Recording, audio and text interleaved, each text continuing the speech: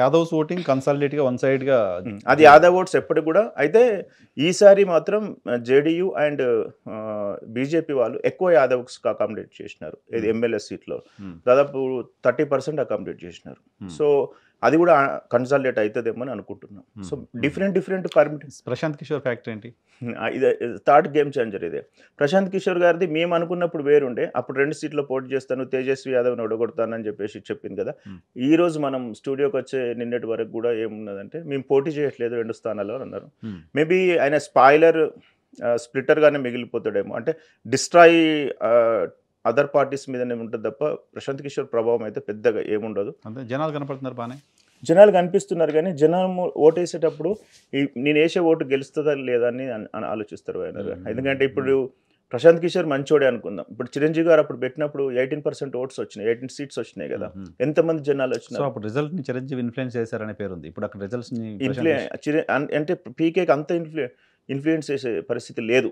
ఎందుకోసం అంటే ఇప్పుడు ఆయనే నిలబడట్లేదు. సో, ఒక పార్టీ ప్రెసిడెంట్ నిలబడకపోతే ఓడినా, గెలిచినా ప్రాబ్లమ్ లేదండి. ఫస్ట్ నిలబడాలి.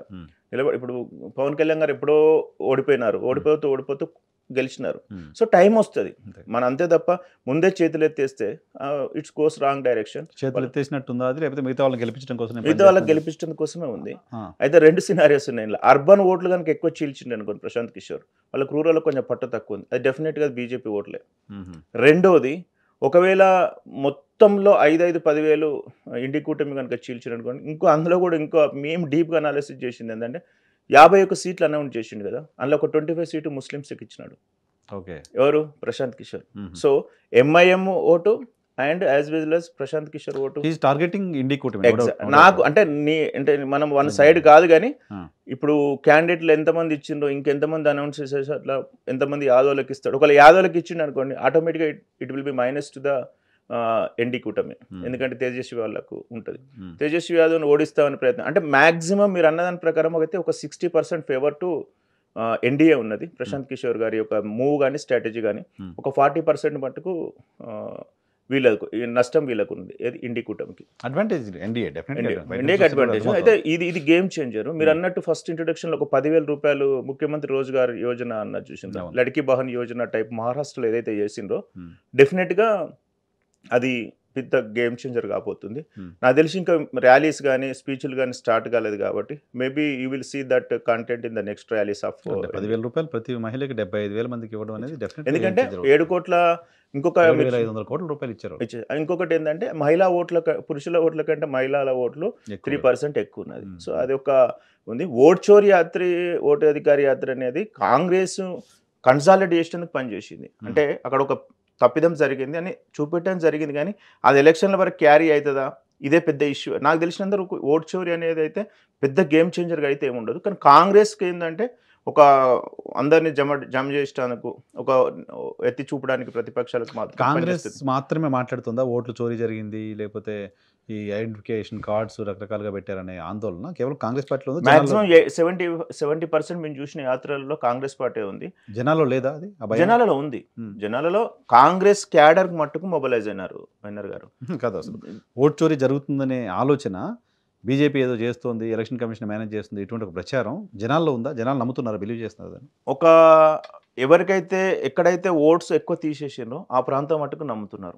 దాదాపు వీళ్ళు 48 కోట్ల ఓటర్లకు 40 లక్షలు 50 లక్షలు తీసేసినారు, 60 లక్షలు తీసేసినారు, మళ్ళీ 18 లక్షలు యాడ్ చేసినారు రీసెంట్గా. సో అవి కొన్ని ప్రాంతాలలో తీసేసినారు, అక్కడ మట్టుకే ఉంది. కొన్ని ప్రాంతాల్లో బై టార్గెట్గా తీసేసినారు. దానికి ఎలక్షన్ కమిషన్ పెద్ద సబ్జెక్ట్. ఎలక్షన్ కమిషన్ ఒక రకమైన వివరణ ఇచ్చింది. సుప్రీంకోర్టు జనాలు అయితే ఎక్కడైతే ఓట్లు ఎక్కువ తీసేసారో అక్కడ నమ్ముతున్నారు. కానీ ఇది ఎంటైర్ బీహార్కి అయితే లేదు. So anti incumbency the first factor to campaigning. అది వాడట్లేదు ఎవరు? కాంగ్రెస్ వాళ్ళు. తర్వాత ఈ ఓటు ట్రాన్స్ఫర్ ఎట్లా జరుగుతుందో వాడట్లేదు. తర్వాత టికెట్ సర్దుబాట్లు అనేది చక్కగా లేదు వీళ్ళ కూటమిల మధ్యలో. సో కాంగ్రెస్ కూటమికి స్ట్రాటజీ ల్యాక్ ఉంది. ఎగ్జాక్ట్లీ, స్ట్రాటజీ ల్యాక్ ఉంది. ఇదైతే మనకి ఇప్పుడు బాగానే కనిపిస్తుంది ఈ సీట్లు సర్దుబాటు. కానీ 101 సీట్లు జేడీకి ఇచ్చింది చూడడుగా, అది చాలా తక్కువ స్ట్రైక్ రేట్ ఉంటుంది. ఆ ప్లేసులన్నీ కూడా ఉంటుంది. బీజేపీ వర్సెస్ కాంగ్రెస్ సీట్లు ఎన్ని పోటీ చేస్తో మనం ఇప్పుడు అనౌన్స్ అయినాక చూసుకోవాలి. అందుకోసం మేము వెయిట్ చేస్తున్నాం. ఎక్కడైతే బీజేపీ నిలబడ్డ దగ్గర కాంగ్రెస్ నిలబడుతుందో అక్కడ బీజేపీకి అడ్వాంటేజ్ ఉంటుంది. ఎందుకు? అది మామూలుగా నేషనల్ పార్టీ సినారియోలో బీజేపీ వర్సెస్ కాంగ్రెస్ ఉన్న దగ్గర బీజేపీకి అడ్వాంటేజ్ ఉంటుంది. నార్త్ ఇండియా ఇటు సైడ్. బీజేపీ వర్సెస్ ఆర్జేడీ ఉందనుకోండి, ఆ సీట్లు కౌంట్ చేసుకుంటే ఆర్జేడీకి ఎక్కువ ఉంటుంది. సో ఈ రెండు సినారియో చాలా ఇంపార్టెంట్ రోల్ ప్లే చేస్తాయి. ఆ జేడీయూ వర్సెస్ కాంగ్రెస్ ఉన్న దగ్గర జేడీయూని కాంగ్రెస్ దగ్గర కాంగ్రెస్కే అడ్వాంటేజ్ ఉంటుంది. ఇప్పుడు లాస్ట్ టైం లేదు, ఇప్పుడు ఉంటుంది అనుకుంటున్నాను. ఎందుకంటే యాంటీ గడిచిన ఎన్నికల కూటమిలో ఉండి కూడా బీజేపీ జేడీయూని ఓడించే ప్రయత్నం, తక్కువ చేసే ప్రయత్నం చేసింది. ఇప్పుడు కూడా గతంలో కంటే ఎక్కువ సీట్లు జేడీయూ 115 పోటీ చేసిన పోయినసారి. అవును, ఈసారి కూడా 115 116 బీజేపీ కంటే 4-5 సీట్లు, ఒక సీట్ అన్న ఎక్కువ పోటీ చేయాలనుకుంటే ఈక్వల్ సీట్స్ ఇచ్చారు. రేపొద్దున గెలిస్తే నితీష్ సీఎం అవుతాడో లేదో లాంటి ఒక ఇది కూడా ఉంది. అది బీజేపీకి కూటమికి నష్టం చేయదా? చాలా బీజేపీ కూటమికి నష్టమే. బీజేపీ వాళ్ళు చాలా ఓపిక ఉంటుందండి. సో ఫస్ట్ ఆఫ్ ఆల్ ఏంటంటే దీన్ని ఒక స్టెబిలైజ్డ్గా 1 ఇయర్ జేడీని ఉంచాలా. తర్వాత నెమ్మది ఇప్పుడు ఏక్నాథ్ షిండే గారిని ఏం చేసినారు, ముందు ఫస్ట్ ఫేజ్లో పెట్టేసి గెలిచిన తర్వాత దేవేంద్ర ఫడ్నవీస్ గారికి ఇచ్చినారు. Same thing will repeat. ఒకవేళ మీరు ఈ క్వశ్చన్కి నా ఆన్సర్, నా గెస్ ఏంటంటే మేబీ జరగచ్చు, జరగకపోవచ్చు. నేను మొత్తం అనాలిసిస్ అదే చిరాగ్ పాస్వాన్ గారికి 29 ఇచ్చినారు కదా, 25 వచ్చి ఆ 25 అవసరం పడితే డెఫినెట్గా విల్ బి కింగ్ మేకర్. ఇప్పుడు కూటమిలో ఉన్నాడు కదా, కింగ్ మేకర్ ఏముంది అంటే ఇప్పుడు 101 సీట్లు జేడీయూకి ఇచ్చి 30 గెలిచింది, ఎల్జేపీ 29 ఇచ్చి 20 గెలిచింది. అప్పుడు ఎవరికి ప్రిఫరెన్స్ బార్గెనింగ్ పవర్ పెరుగుతుంది కదా. కాబట్టి డెఫినెట్గా బీజేపీ ఈజ్ వాచింగ్. వాళ్ళకు ఒక 70 సీట్లు రావాలని టార్గెట్లో ఉన్నారు. ఈ మిగతా గేమ్ అంతా కూడా వాళ్ళు చూస్తున్నారు. కాకపోతే నితీష్ని మనం నమ్మలేమండి. రేపు అవతల సైడ్ తక్కువ పడితే అవతల సైడ్ కూడా మర్నాడే వెళ్ళే అవకాశం ఉంటుంది. సో నితీష్ న్యాచురల్ బిహేవియరే అట్లా ఉంటుంది, దాన్ని మనం అర్థం చేసుకోవచ్చు. కాకపోతే సుస్థిరమైన పాలన వస్తుందా లేదనేది నమ్మకం లేదు. కాకపోతే ఎల్జేపీ స్ట్రైక్ రేట్ ఎక్కువ ఉంటే మటుకు బీజేపీకి అడ్వాంటేజ్ అయితే. నాకు సెంట్రల్ మినిస్టర్ ఉన్నారు కదా, మేబీ డిప్యూటీ మినిస్టర్ అకామిడేట్ చేసి నితీష్ గారిని అక్కడ సెంట్రల్ మినిస్టర్ గారిని ఎట్లా అకామిడేట్ చేసే ఆలోచనలో ఒకరిద్దరు క్లోజ్డ్ కోర్ బీజేపీ దానిలో మాట్లాడితే వాళ్ళ వ్యూ ఏంటిదంటే అట్లా ఉంది. ఓకే, మీ అబ్జర్వేషన్ ఓవరాల్గా బీహార్ ఎన్డీఏకి పాజిటివ్గా ఉందా as of now? As of now అయితే ప్రజల్లో మాత్రం ప్రజా వ్యతిరేకత చాలా ఉంది. అయితే ఈ ప్రజా వ్యతిరేకతను ఓటుగా ఎట్లా మారుస్తారు ఈ ఉన్న సిస్టంలో అనేది మటుకు చాలా కష్టంగా ఉంది. ఏది ఓటు ఇప్పుడు ఎలక్షన్ ఇంకా నామినేషన్స్ దగ్గరకు వస్తున్నాయి కదా, స్టిల్ ఇంకా వాళ్ళు ఇంకా ఢిల్లీ చుట్టూ అక్కడిక్కడ తిరుగుతున్నారు. ఇట్లా తిరిగేసరికి ఏమైపోతుంది అంటే న్యారేషన్ ఇంకా మళ్ళీ ఇంకొకటి కూడా గుర్తుపెట్టుకోండి, అసెంబ్లీ ఎలక్షన్లో తేజస్వి యాదవ్ గారు మంచి పర్ఫార్మెన్స్ ఇచ్చినారు కదా, ఎంబడే పార్లమెంట్కి వచ్చేసరికి ఎగ్దం పడిపోయింది. 5 సీట్లు గెలిచినారు.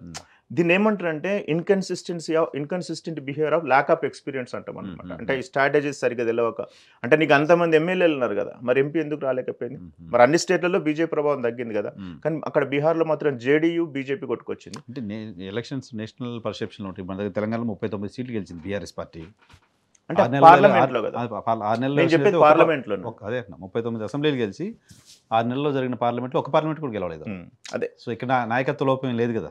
అయితే వాస్తవానికి అక్కడ ఏంటంటే మిగతా పార్టీలు ఇప్పుడు ప్రాంతీయ పార్టీలు మీరు అన్న నేషనల్ పర్సెప్షన్ ఉండొచ్చు, కానీ అంత లో పర్ఫార్మెన్స్ ఉండకూడదు అనేది నా ఉద్దేశం. అంటే 12, 24 సీట్లు వాళ్ళు గెలుచుకొని ఎల్జేపీ 5 గెలుచుకుంది అంటే 29, అంటే బీహార్ ఇవాళ బూస్ట్ ఇస్తుంది సెంట్రల్కు.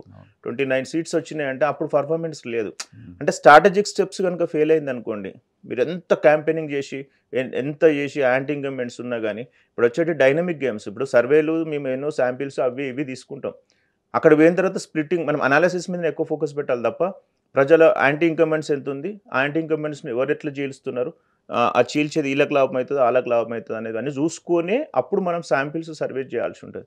అట్టిగానే ఏదో పోయి మనం చేస్తే వర్కౌట్ కాదు. అంటే దాదాపు ఒక 10-15 పారామీటర్స్ చూసిన తర్వాత అప్పుడు మనకు ఒక ఐడియా వచ్చిన తర్వాత అప్పుడు మనం శాంపిల్స్ తీసుకుంటే ఎవరు గెలుస్తారు ఎవరు ఓడిపోతారు అనేది తెలుస్తుంది. ప్రీవియస్ మనీ ఇంపాక్ట్ ఎంతవరకు ఉంటుంది సార్?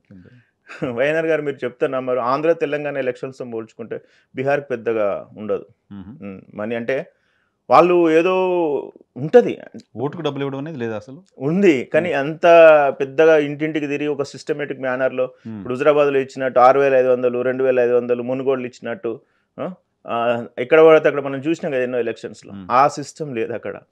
ఏదో లీడర్కి ఇవ్వడం, ఏదో మందు ప్రభావం, కొంచెం అన్ఎడ్యుకేటెడ్స్కు ఏదో ఎంత అవుతుందంటే ఒక కాన్స్టిట్యున్సీ ఖర్చు అక్కడ ఎంత ఖర్చు పెడతారు? నాకు తెలిసి ఒక 25 కోట్లతోనే అయిపోతుంది మొత్తం అన్ని పార్టీలు కలిపి. అంటే నేను అక్యురేట్గా 25 కోట్లు అంటే పెద్దగా ఉంటాయి మరి. 6 ఇప్పుడు చాలా ఉంటారు కదండి. ఇప్పుడు అది ఇప్పుడు మన ఆంధ్ర తెలంగాణలో ఎంత అవుతుంది మీ గెస్ ప్రకారం? ఇక్కడ ఇప్పటికీ 25-30 కోట్లు ఎలక్షన్ అయిపోయి నియోజకవర్గాలు ఉన్నాయి మన దగ్గర కూడా. ఉన్నాయి. అవి ఇప్పుడు ఏంటంటే కొంచెం రిజర్వ్డ్ స్థానాలు, రిమోట్ స్థానాల్లో ఉన్నాయి. ఉమ్. హాట్ కేక్ ఉన్నాయి, మీరు చూడండి కాంపిటీషన్. ఇక్కడ 100 అవుతుంది, 70-80 అవుతుంది. ఒక్కరే 50 పెడుతున్నారు. అంటే 25 అనేది అన్ని పార్టీలకు కలిపి పెట్టేది. ఒక 10 కోట్లు ఒక క్యాండిడేట్ ఉంటే కొంత చరిష్మా ఉన్నదనుకోండి, వర్కౌట్ అవుతుంది.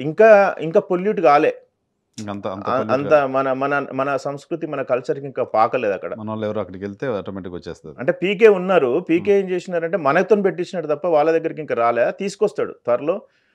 పీకే ఉన్నంతసేపు కూడా ఈ మనీ మేనేజ్మెంట్ అనేది ఇంకా రాలేదు. ఎందుకంటే స్టార్టింగ్ వచ్చినాడు, క్లీన్ అండ్ గ్రీన్ పొలిటీషియన్ కాబట్టి అతను అప్లై మన దగ్గర చేయించినాడు. ఓటు కింద పంపాలా, ఇట్లా చేయాలా, అట్లా చేయాలా అని చెప్పినారు. కాకపోతే పీకే స్ట్రాటజీస్ అనేది నాకు తెలిసినంత వరకు పీకే ఫెయిల్యూర్ మోడల్గానే ఉంటాడు. పీకే ఫెయిల్యూర్ మోడల్గానే ఉంటాడు. పీకే ఒకవేళ ఈ తర్వాత ఒకవేళ 5-6 నాకు తెలిసినంత వరకు వాళ్ళకు 2 to 6% కంటే ఎక్కువ ఓట్ పర్సెంటేజ్ రాదు. ఇప్పుడు ఉన్నటువంటి యాక్షన్ చూస్తే ఒకవేళ 4-5 సీట్లు గెలిచింది అనుకోండి ఎగ్జాంపుల్, వాళ్ళు కూడా ఆయన దగ్గర ఉండరు. ఎక్కడైనా 4-5 సీట్లు షార్టేజ్ వచ్చినాయి వెళ్ళిపోతారు. సో సింగిల్గా ఉంటాడు మళ్ళీ ఫ్రమ్ ద బిగినింగ్. వేరే దగ్గర కూడా ఎవరు అకామిడేట్ చేయరు. ఎందుకంటే నువ్వు స్ట్రాటజిస్ట్ అవతలలో బలానికి అడ్వైజ్ చేయడం వేరు, మనం యాక్షన్స్ చేయడం వేరు. అంటే మనలాంటి ప్రాంతంలో అడ్వైజ్ చేయడం చాలా ఈజీ. ఏముంది, వేవ్ వస్తుంది, గెలుస్తుంది, యాంటీ ఇంకంబెంట్స్ చెప్పచ్చు. మన ఓటర్స్ చాలా ఎడ్యుకేటెడ్గా ఉంటారు. బీహార్లో కూడా ఉన్నారు చాలామంది. ఒక ఊర్లో మొత్తం మంది ఐపీఎస్లు ఉన్నారు, ఐఏఎస్లు ఉన్నారు.